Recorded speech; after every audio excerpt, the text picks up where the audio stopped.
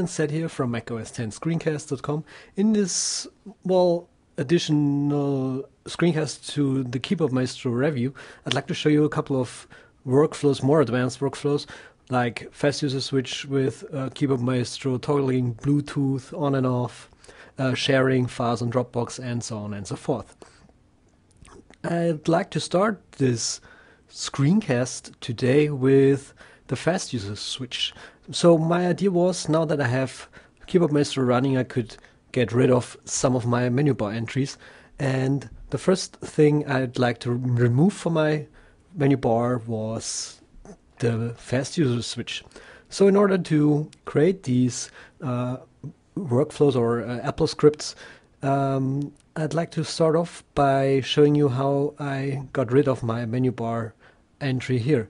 You see in the middle list where it says macros, there are 4 scripts listed, which are also listed in the menu bar because they are created as menu bar triggers only, and this way I can have my Keyboard Maestro engine running and make this faster switch happening. So this is the menu item here, just add it as normal so that it shows up here in the menu bar. And in the lower part, I'm executing an Apple script, which is of course available for download on our website. Just set your username here in these quotes, and all you have to do is then just run this Apple script from every trigger you want to create. So if I want to switch now to my MOS or to my set account, I just hit the menu bar entry, and then I can log into this other user account, which I won't do now because the screencast would stop recording, and this would be a bit unfortunate. So the menu bar icon, the original menu bar icon, has a special feature because it shows you which other users are logged in, or how many users are logged in. To simulate this in Keyboard Maestro, I'm executing another shell script here, which is simply who is executing and displaying its results briefly, which says, please show me just a quick growl message when finished. When I execute this entry now, you see I like self-speaking names in my menu bar. This shell script is being executed, showing a growl message which users are currently logged in, and here you can clearly see that Seth is logged in and MOS 10 screencasts as well. This is very handy. I hope you like this feature, which this Apple script a lot. So the next thing was how to create an Apple script which shares the currently selected files on Dropbox. In order to share files on Dropbox, I've set up a very short, brief Apple script, which is of course again available for download. This one is currently only created as a menu item, but I also want to be able to execute this by a hotkey. So I set up a new hotkey, which is Control D, and the next step is just to go to the sharing menu here, and I only want to execute this macro group when the Finder is active. So I select here available in the following applications. I hit the plus key here and select finder.app. So this way only Finder is able to share files. As you see here, no menu item is listed, and when I switch to the Finder, again, this is the Finder. You see now clearly that this share on Dropbox Control D is available. So how do you work with this script? How do you set it up for your own needs, of course? To create or to work with the script for your own needs, we will have a look into the script. Here in the top of this script, I've created a couple of setters for handling or for working with the script. You set your destination here. This is your absolute path of your Dropbox folder on your hard disk.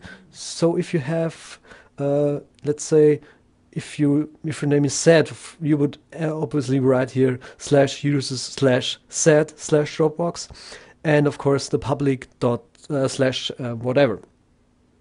The second line says Dropbox public path. This is a bit more complicated to set up, but also very easy for us, of course. The way it works, you go to your public or your public folder in your Dropbox, then just add a random file here and select from the menu bar in Finder, copy public link. Now paste this link here, and at the very beginning you see http.dl blah blah blah. Just copy or cut this out and paste the URL here and get rid of the rest. So when you save the script now and select everything and go back to the Keyboard Maestro engine editor, you can just paste the script here, then you can get rid of this script. And now to show the script how it works, of course you can delete the randomly added file. I can just create a random file for this purpose, just to show you how the script works. Then I'm hitting Control D, a new window comes up because I've set up two shortcuts for the same thing, or for two things in Keyboard Maestro, and once it's executed I can launch every application, and there is my public link to that file in my clipboard. This is very handy to share files with other users using Dropbox. But be careful with this. Let Dropbox finish uploading before you send these links, because I had a couple of problems with this because the file wasn't uploaded completely. Next thing I'd like to show you is how to use Keyboard Maestro together with iTunes. Here see I have set up a lot of menu entries. You can find these in the iTunes control list in the macro actions list.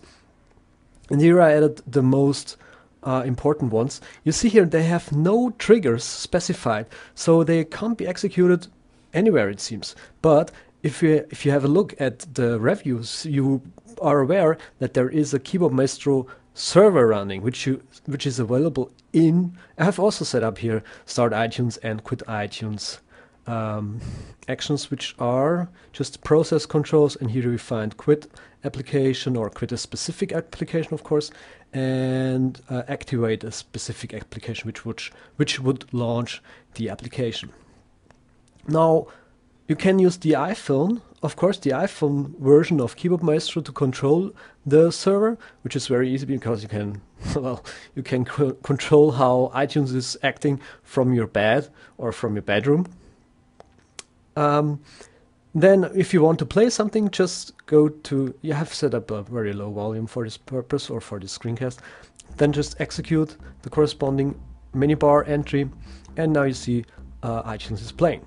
So let me just pause iTunes so that it's not playing anymore, and let me just go to iTunes, and let me take down the volume all the way down. I've done already the next step, which is sometimes I just want to be able to know which track is currently playing in iTunes without switching to iTunes. Therefore I've set up a hotkey trigger, which is Control Escape in my example, and this is again an Apple script, of course, again downloadable. This one I've put on my desktop. Of course you would put yours somewhere else, somewhere in a specific folder, of course, and just execute this script, or enter the script, add the script here, sorry.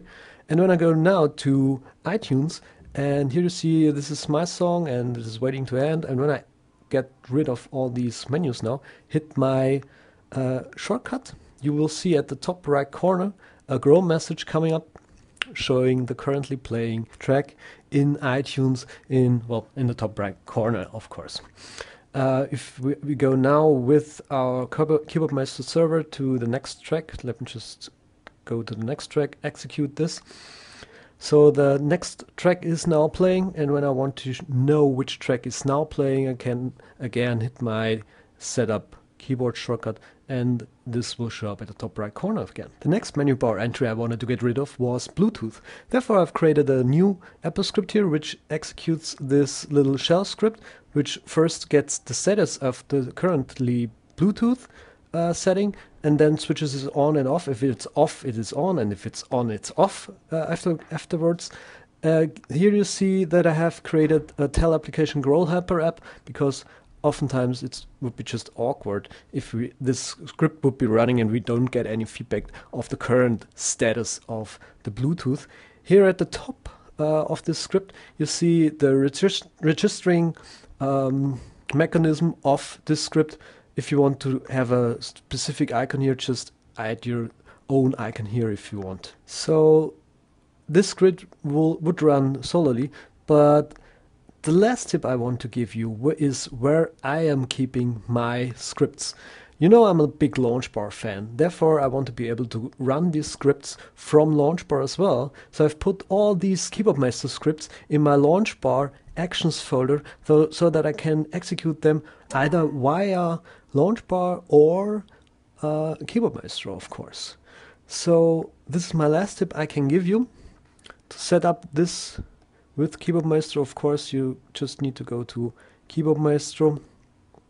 Here I enter a new group here.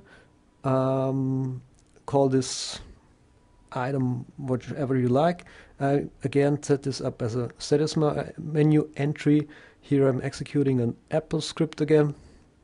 And in the menu here you select execute script file, then just drag in your script file, hit open, and then you're done. Now when I go to the menu bar entry, I can select toggle Bluetooth, which will then toggle my Bluetooth status off. You can of course see here in the menu bar the original icon, which turns gray or grayed out when it's deactivated, and now I can get rid of this menu bar entry by holding down the command key while clicking on the menu bar icon of the Bluetooth icon, of course.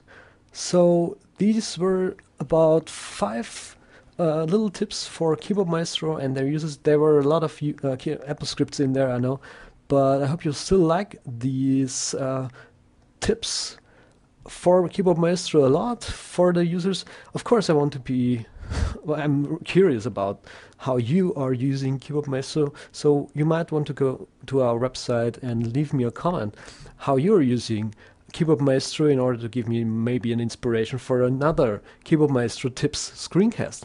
So see ya again next time on macOS 10 screencasts. Bye!